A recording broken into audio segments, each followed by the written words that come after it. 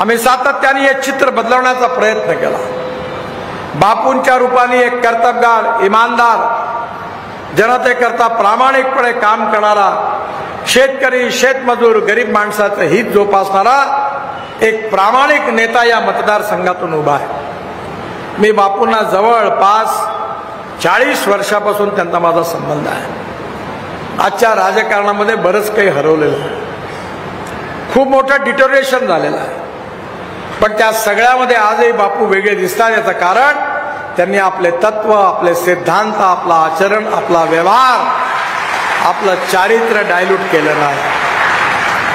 त्यामुळे वादळामध्ये देखील एका दीपस्तंभासारखं उभं राहून त्यांनी आपल्या तत्वाप्रमाणे लोकांची सेवा केली। असा प्रामाणिकपणे लोकांची सेवा करणारा बापूंच्या रूपाने एक अतिशय उत्तम नेता या मतदारसंघातून उभा आहे।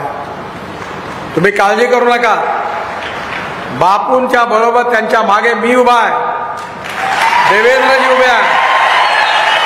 आमची गॅरंटी आहे, तुम्ही फक्त एकच काम करा, 100 बीमारी का एक ही इलाज, कमळाची बटन दाबा आणि बाकी सगळं आमच्यावर सोडून द्या।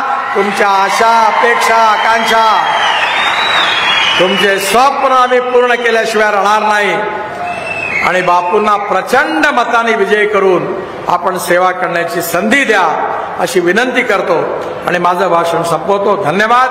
माझ्याबरोबर जोरात म्हणा, भारत माता की, भारत माता की, भारत माता की। धन्यवाद।